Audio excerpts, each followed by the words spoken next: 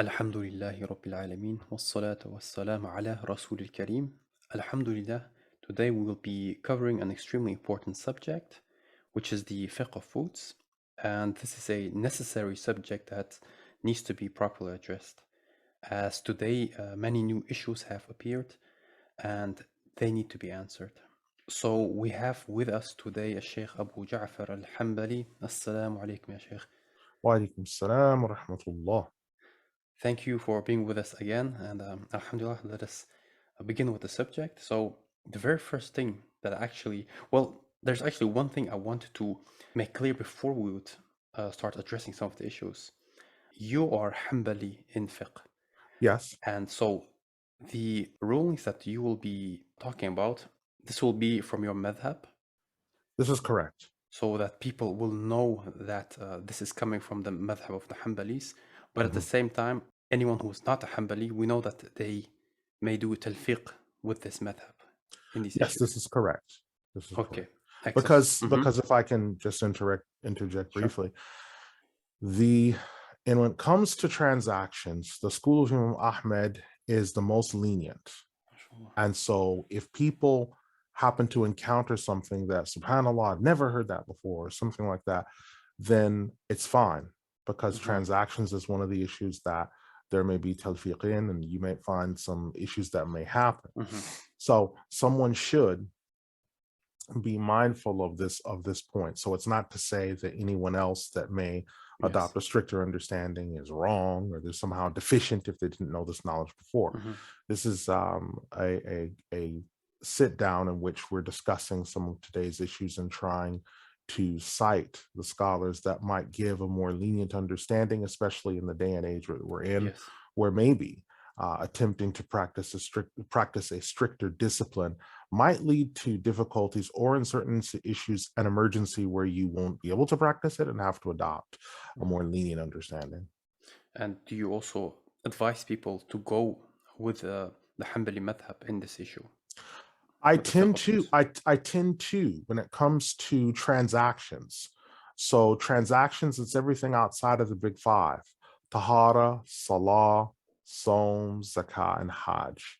So outside of what are known as the big five, or ibadat khas, or what have you, I generally tell people, mu'amalat, it's probably the safer option for you. When it comes to, if you're practicing medicine, when you're a dentist, if you're a butcher, a lot of these other types of things that people will encounter in their day-to-day life, even food consumption, especially if you're living in Dar al-Kufr, where you do not control the food supply, which is extremely important, which we're going to Yes. obviously wind up running across. When you do not control the food supply, or the supply chain, or the food chain in your particular area, some of the rulings that you might adopt might be based upon if you control the food supply, the food chain, or the consumption aspects.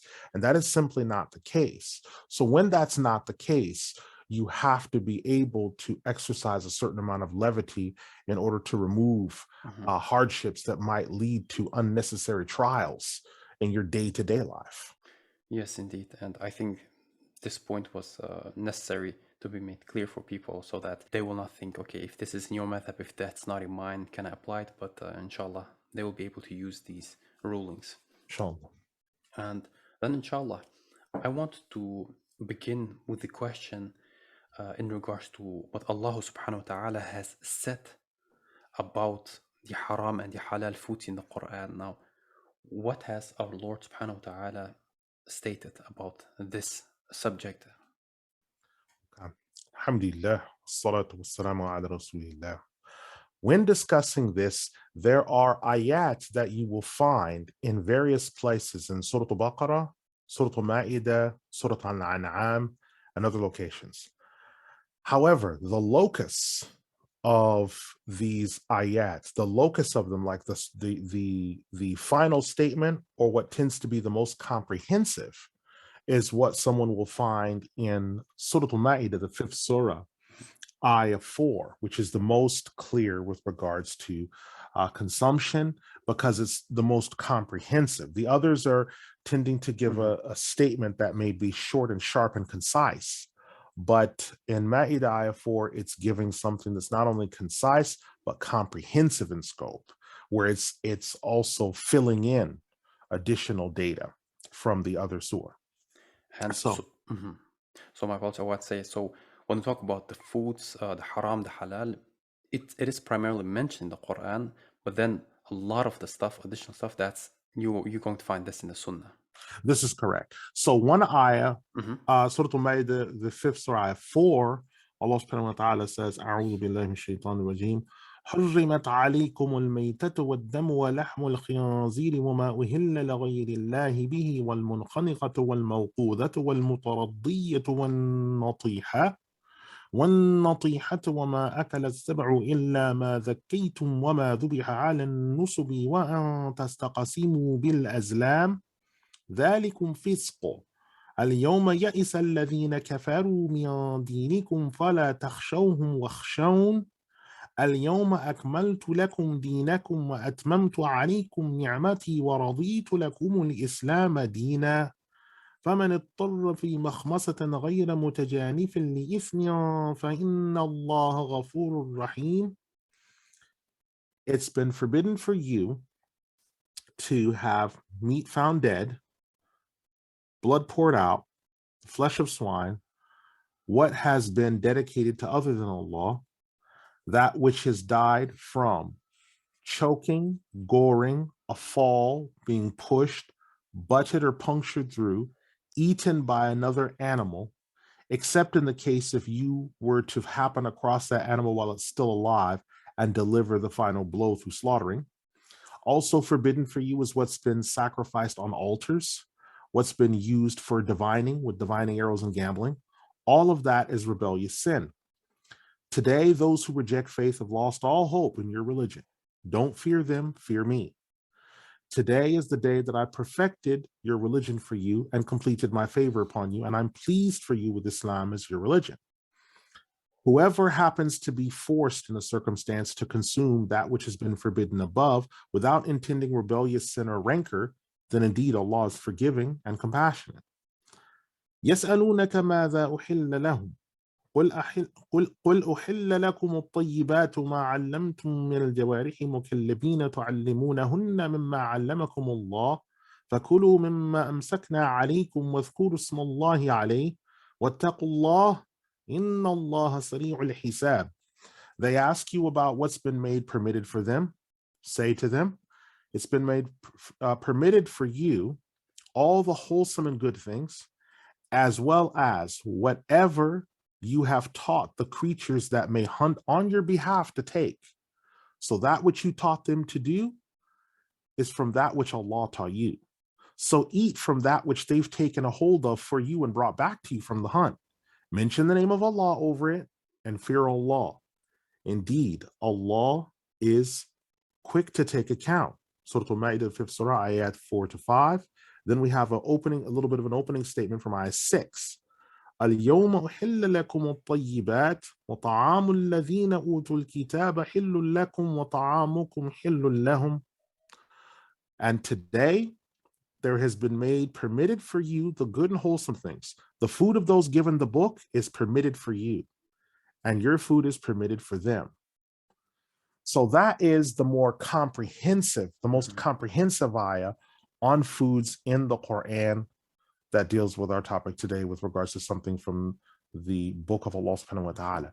Now, there are other ayat, but those ayat tend to be shorter and not as comprehensive, like, well, what do we mean by blood poured out? What do we mean by something sacrificed other than Allah? This ayah answers a lot of those other issues. And the gist that we take away from this is so that we know, for example, blood is impermissible, food offered to idols, that's impermissible, animals that are killed without properly slaughtering, those are impermissible things. That's right. But when we talk about, for example, the amount of animals, so what specific animals are impermissible, then these are not directly mentioned by name, are they in the Quran? Yes. These aren't directly mentioned by name. They will tend to be mentioned in the Sunnah where they're laid out in detail. Now, Imam Mansur al-Buhuti rahimahullah, he said the following: the origin of all foods is that they are all permissible based upon the words of the Exalted One. He is the one who created all things on the earth for you. Surah Al-Baqarah, the second surah, 29. Okay, now this statement of the Imam, we just read an ayah that's talking about impermissible. But before we get to this, Imam has said, listen, all things have been made permitted for you. Now, the exception to that rule is what was just cited in ayat 4 to 6. Right? Then he says, after this, Imam Buhuti says, quote, so all food has been created pure and clean, which is different to what is impure and unclean. There's no harm in these foods and no reason to hide away from them, like in the case of poison, musk, and things like amber, just as seeds and fruits are pure things. But the najis is not pure in things such as meat found dead and blood. As per the words of the Exalted One, you've been forbidden from meat found dead and blood. Surah Al-Ma'idah, the 5th surah, 4. What has harm within it is not permissible, such as poison and other things, as the Exalted One said, and do not throw yourselves onto destruction at your own hands. Surah Al-Baqarah, the 2nd surah, 195. All animals are permissible. All land animals are permissible, except the domesticated donkey, based on the hadith of Jabir, where the Prophet ﷺ on the day of Khaybar forbade people from the domesticated donkey, but gave permission for them to eat the meat of horses. This is collected by Imams al-Bukhari and Muslim. But the impermissible land animals are those that have fangs with which to tear flesh with while eating. The evidence comes from the narration of Abu Tha'laba al-Khashani, in which the Messenger of Allah ﷺ forbade people from eating any predatory land animals with fangs. And this is agreed upon by Imams al-Bukhari and Muslim. The exception to this rule is the hyena, due to the hadith of Jabir, in which he said that the Messenger of Allah ﷺ enjoined us to eat hyena. And Imam Ahmad declared this hadith authentic. It is impermissible without doubt to eat animals with fangs. This includes creatures such as the lion, tiger, wolf, elephant, leopard, dog, pig, jackal, weasel, and cat. The same holds for the mongoose, monkey, bear, finnick, fox, squirrel, and sable. And as for the birds that are impermissible, these are those birds that have talons to hunt with. Examples of such being the eagle, falcon, vulture, shahin, hawk, kite, owl, and others like it. This is based upon the statement of Ibn Abbas.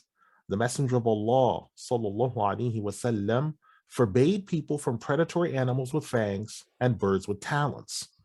This is collected by Imam Abu Dawood in his Sunan.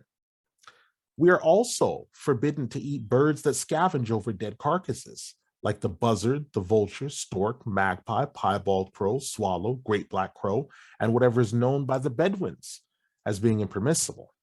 This includes the porcupine, great porcupine, rat, snake, all creeping beasts, insects, and bats. Close quote. So this is cited from Urud al-Murbih bi Sharh Zad al-Mustaqni', pages 520 to 522 by Munbuhuti. This quite clarifies, subhanAllah, the animals, and I would like to ask you one thing about it. The reason why we do not eat predatory animals and those who eat the carcass, is this because of consuming of unhygienic meat or blood? What is the reason for not eating these? Well, alhamdulillah, when discussing these types of things, there are two sets of laws within the revealed law. There are those in which the reason for it is clearly mentioned, where Allah subhanahu wa ta'ala tells you his reason, or his Rasul alayhi salatu wasalam. Then there are other examples where you are not given the reason for its prohibition, but you can glean wisdoms from it. Now, Imam Ibn al-Jawzi rahimahullah, he says one of the wisdoms in not consuming the animals that haven't been slaughtered properly, and these impermissible animals, is because of the consumption of blood. And the consumption of blood can cause, has been known to cause dysentery and other diseases.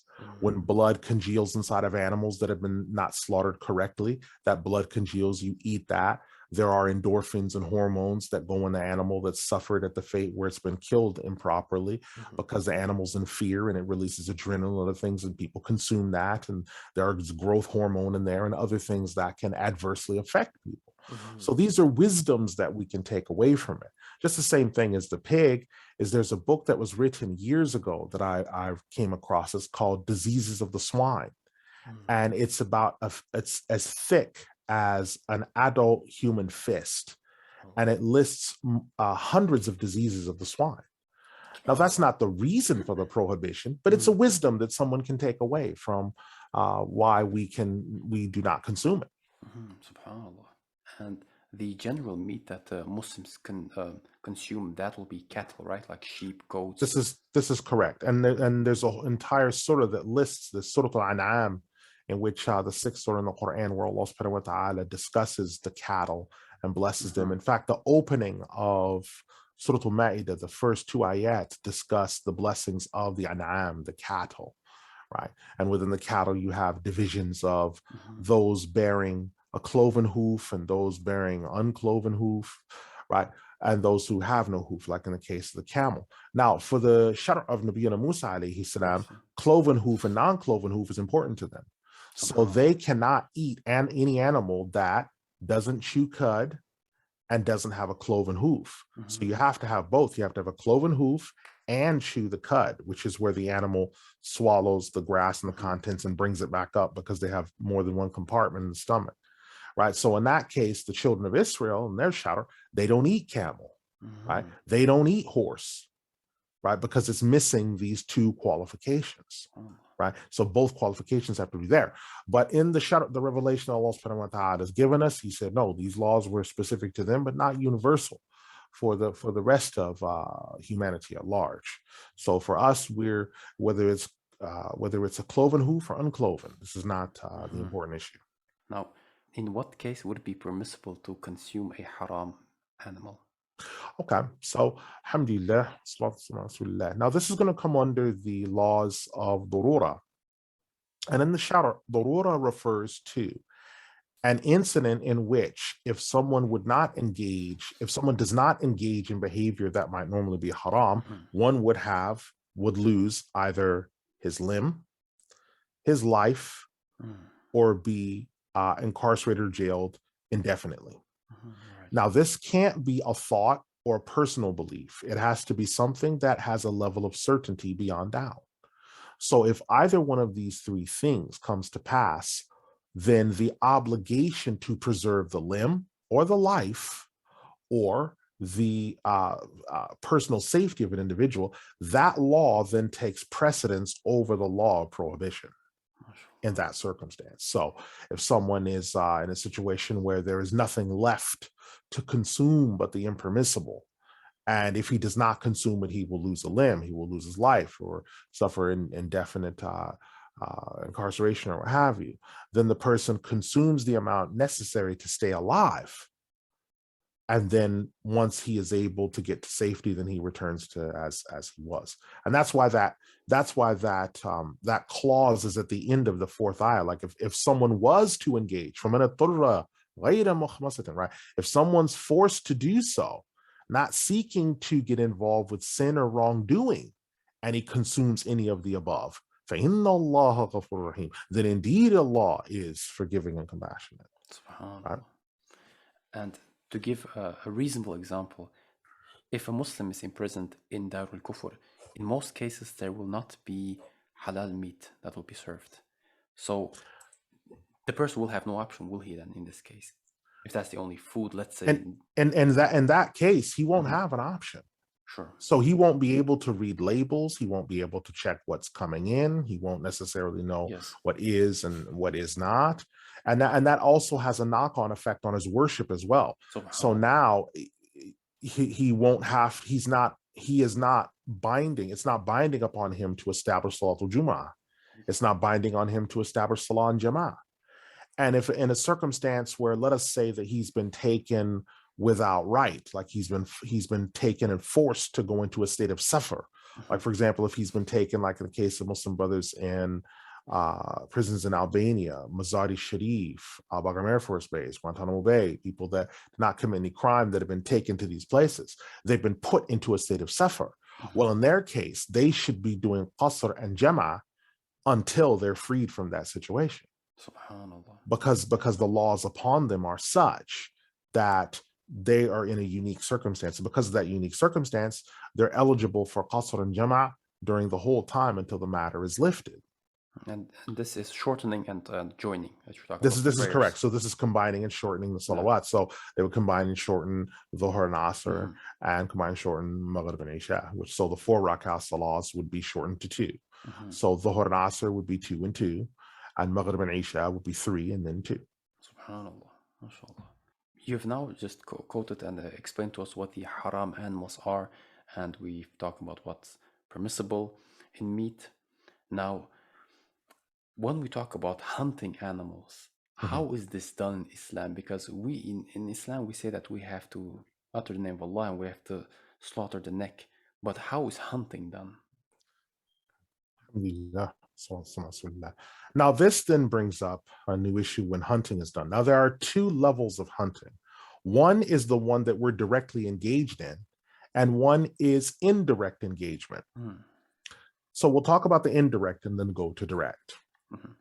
The indirect engagement in hunting is where you might send animals that do hunting for you. This may be hunting dogs, which were mentioned in the fourth ayah of Surah Al-Ma'idah, 5th Surah. Hunting dogs. The Rasul has an entire mention of this in Al-Bukhari and Muslim about hunting dogs. And as a shepherd, he had dogs. So you have a hunting dog that's sent ahead, and that dog has been trained to grab birds or whatever type of prey, and the animal grabs it by either the scruff of the neck, or by the throat, or by the back, and that animal is then able to bring that creature back to you still alive. Still In alive, which case you slaughter, because if you don't, the Rasulullah Yes. said in the hadith, he said in the hadith, Imam collection, that if the animal should come back and he's eaten some of it, then the hunt is for him now.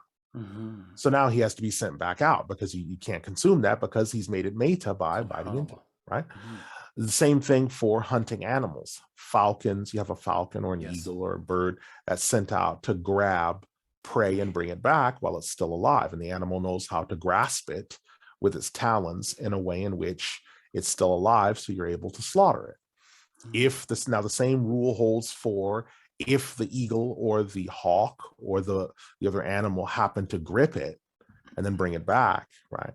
And then you find that it's been partially consumed. Then you realize, subhanAllah, well, the hunt is for him now, right? He forgot himself and became overexcited during the hunt and happened to bite down on some of it. And once he tasted the blood, then he took some of the meat too. Well, now that's for him. So now you have to rescind the animal for hunt. Now, the 2 most popular animals for hunt will be some dog breed of some sort, and usually a bird breed, but that doesn't preclude any other animals that someone might use for hunt, because there are many different animals we use for hunt. So this is the indirect method. And this also includes automated things as well. If someone might happen to send a drone or something out, where maybe, let's say, the drone which is not living grabs the animal, but in the course of grabbing the animal, it punctures the animal, and the animal bleeds out and dies. Well, that's an issue of Meta now. So the hunt is for the drone or whatever was sent out, right?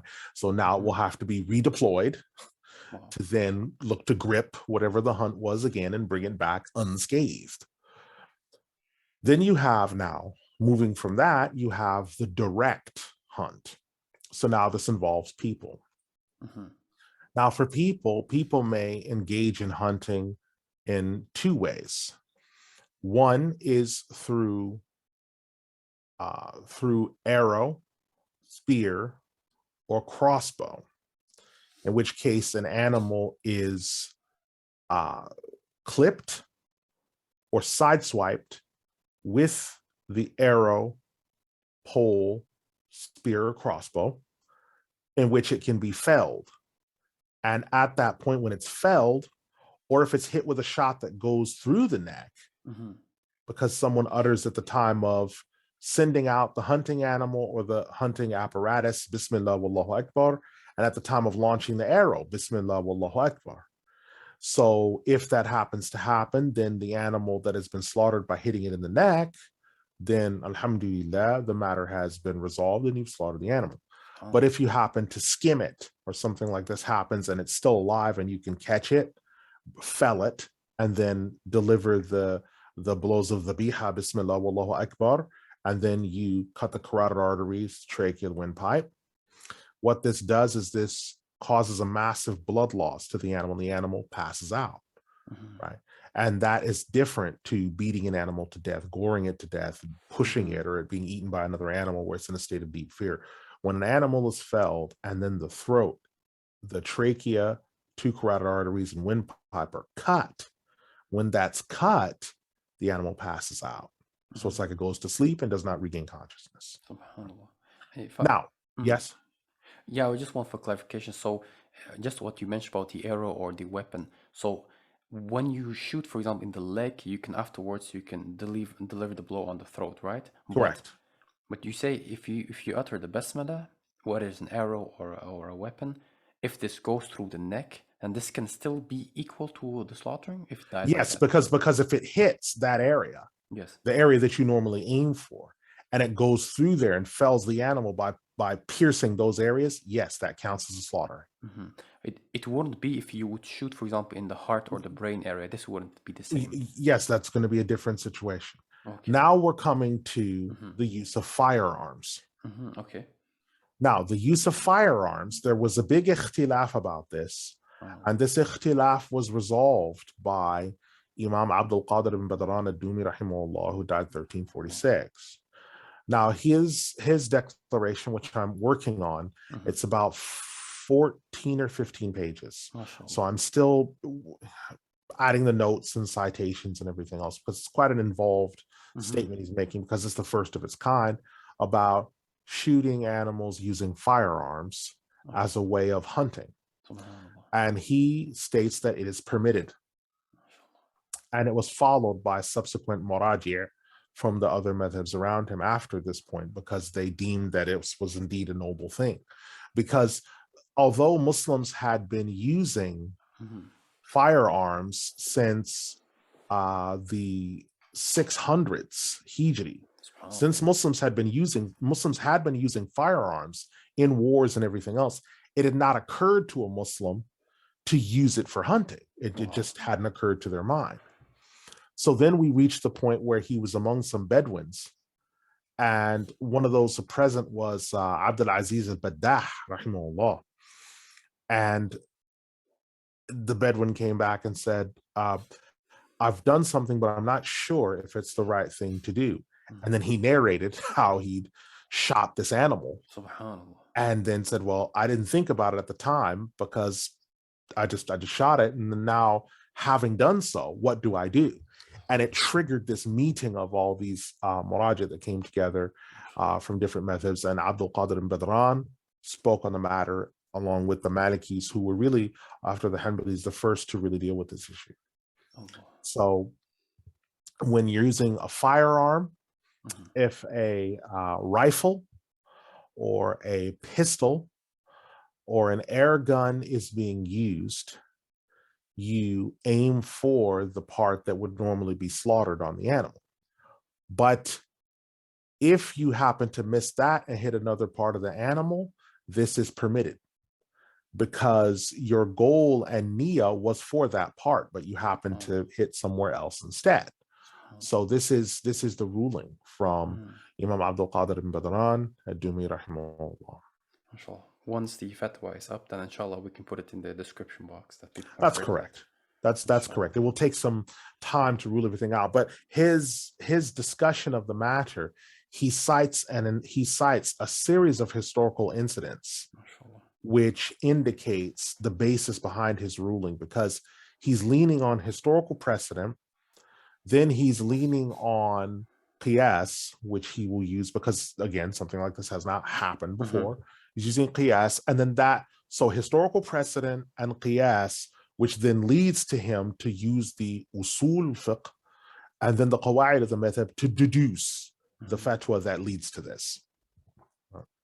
Imam Abdul Qadir Badran, being the rank he was a marja', he had the right to make ijtihad in such affairs, right? This is correct. This is correct. To the degree that other marja' people in their time, like Shaykh Abdullah Al-Khulaifi al-Dahyan from Kuwait, Shaykh Abdul Aziz al-Baddah used to send him questions, and other muraji' would also send him questions on different affairs, like Shaykh Al-Anbabi and others. So it's clear that he was seen among his equals of rank. And then you have the Hassanain family, Makhluf, the Hasanain Makhluf family, which are well known in Egypt for Maliki Fiqh, they would sometimes ask him issues because he was known to resolve very pithy, difficult rulings. So his rulings, when you look at his rulings, they tend to deal with very complex, pithy, and difficult matters, and the ruling will often run pages upon pages upon pages upon pages. But these are the type of people that are needed. These are the people that they're the resolvers of mashakil. You have people that are known to resolve mashakil. Ashab al-mashakil, these people like deal specifically with resolving like really time-consuming difficult issues. MashaAllah, tabarakallah. When we look at the narrations, when we look at how the companions hunted, now this was with arrows, this was with spears, and they used to make use of dogs. Yes. And birds as well. Right, and birds. Now, I had just one more question on the dog actually. So if a dog bites a particular animal and brings it back, is the issue of the dog saliva, is that a problem here?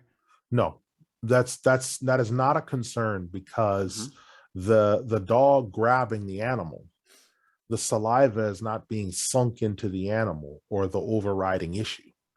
The issue is that the dog has grabbed the animal, whether it be a rabbit or anything like that, and has brought the animal back intact, where the animal is then capable of being slaughtered. And you'll find that most of the time when you grab prey, animals of prey, when they are grabbed by the scruff of the neck or the throat, they freeze. All right. It's a mechanism that's in them. You'll find that a lot of animals, they carry their young by grabbing them by the scruff of the neck, and it causes the animal to stop moving. Because for some reason that area is known that this area is the area that people get carried or grabbed in, and the animal ceases movement. And so the animal, when the hunting animal, when it catches the prey, it will grab it by the scruff or by the throat. Okay, mashallah. And this is a side point, but I just wanted to make it clear. When we talk about the dog itself, the creature itself, the animal, it is not considered najis, but the saliva, in the case of, let's say, if the saliva comes onto your clothing or hand, then that's a different issue, right? But we don't necessarily see the dog as a najis creature. No, we don't see it altogether as najis. We share with the Malikis in that ruling that the entire dog itself is not najis, because this goes back to the hadith where the Rasulullah he said, when the dog puts his snout into the container and drinks from it, it has to be washed 7 times. So we learn from this, okay, so then the snout, when he's licking it and using a snout, that's the nose, that's the wet part of the nose, that's the mouth, the saliva, and the tongue. It doesn't say anything about fur. It doesn't say anything about his tail.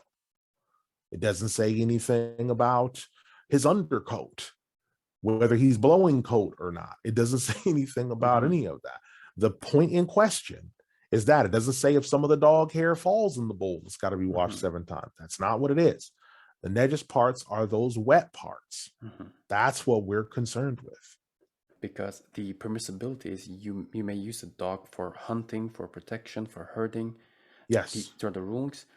But it shouldn't be, without those reasons, one shouldn't have the dog in his home, right? In his house. This is correct, because the Rasulullah said, whoever kept a dog in his home without excuse has 1 qirat of deeds deducted from his account every day that's happening. And one of the Sahaba said, what is a qirat? He said, it is a boulder like the size of Mount Uhud. So there's that much worth without having one for a valid reason. So a valid reason, again, goes to things that we discussed under the Rura, right? So someone who is blind obviously is not under that ruling. Someone who has no other family members, and that is the particular animal that will guard the house, either while he's away at work or while he's in the house because he lives in an exceptionally bad area. That's obviously not part of the general prohibition, right? But understand that the exception to the rule is proof of the general rule, right? Yes. So we understand that.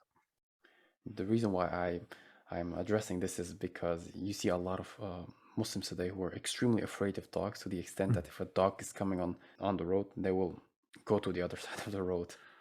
Yes, That's sort of and this extremism. yes, and this is a really serious problem because when you look at the history of the first three generations, again, as I said, the Sahaba, they Hmm. had suluki, they had hunting dogs. Hmm. The Rasul والسلام, as a shepherd, as almost all shepherds in history, have had herding dogs.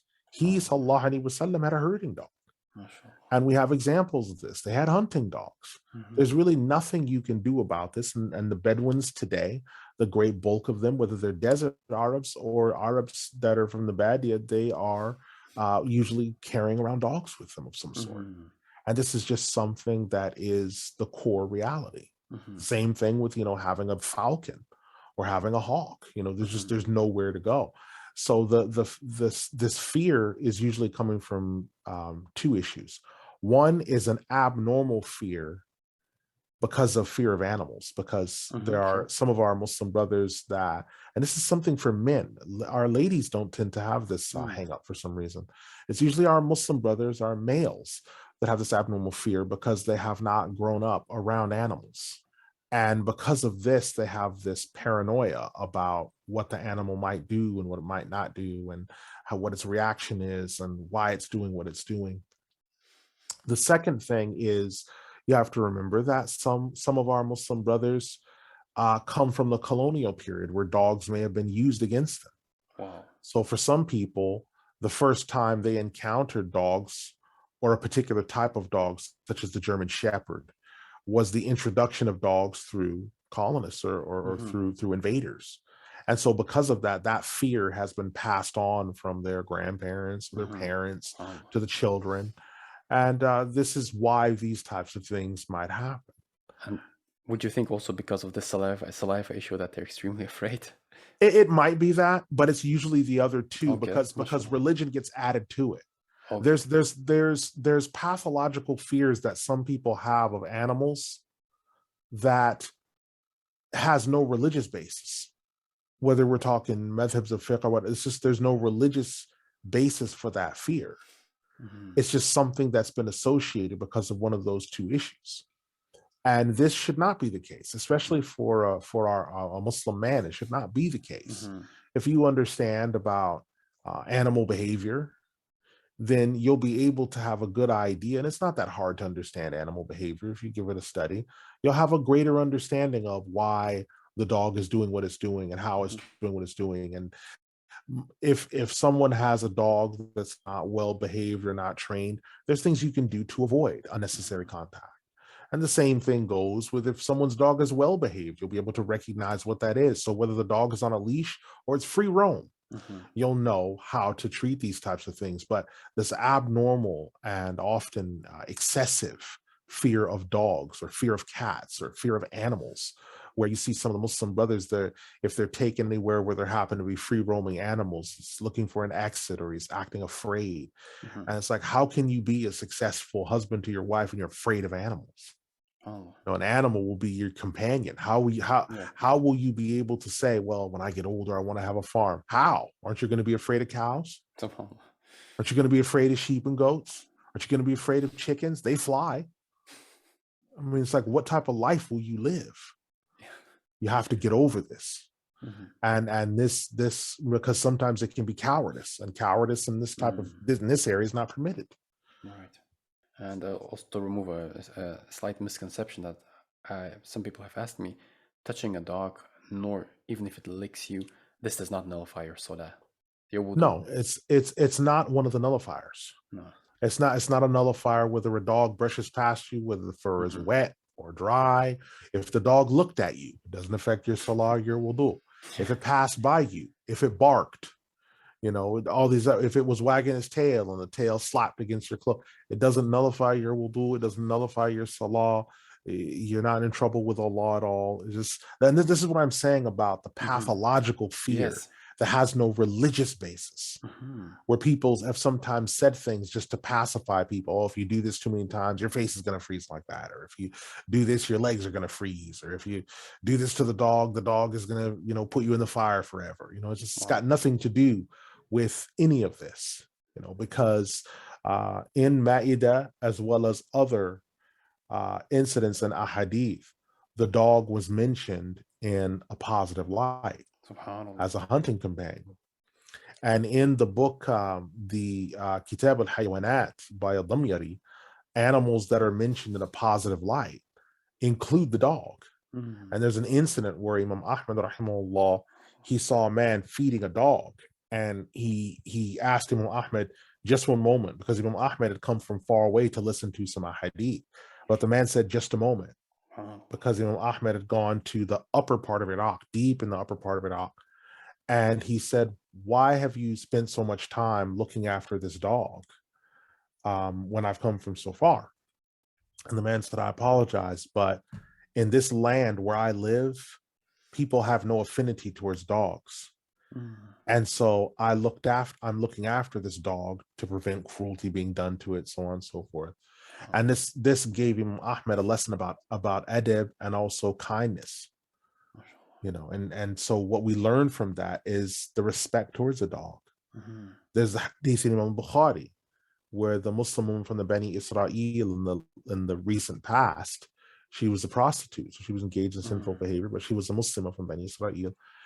She saw a dog lapping up sand in order to try to cool itself, and she took one of the sandals that she was wearing, that was closed toe, filled it with water, and set it down for the dog to be able to drink from it and to get some relief. And the end of the hadith runs that because of that noble act, Allah forgave her and entered her into the paradise. So, the dog is mentioned in a number of places in a praiseworthy fashion, or in a good affair. So we should not have a pathological fear, or that dogs mean a bad omen, or they're bad luck. And if you look at one, or if it looks at you, and this is foolishness. We must move past this. Right. Some people also sometimes tend to quote this hadith, and they say, what happens if a dog passes you in front of your prayer? Yes, but that hadith, under the bab that it's under, is the bab of the salah, and it's about al-kalb al-aswad, the black dog, who is shaitan. It is a shaitan. Scholars of commentary all say, al-Buhuti and others, that that's talking about a dog that's purely black. This is from the shayateen.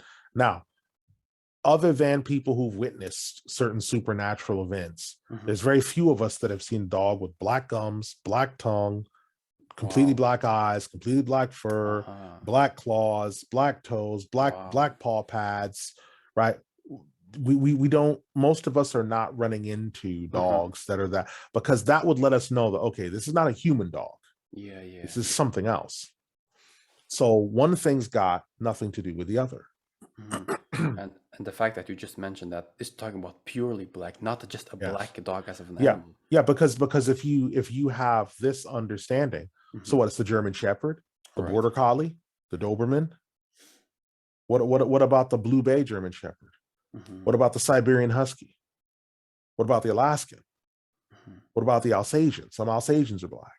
I mean, how far are we going to take this? Right.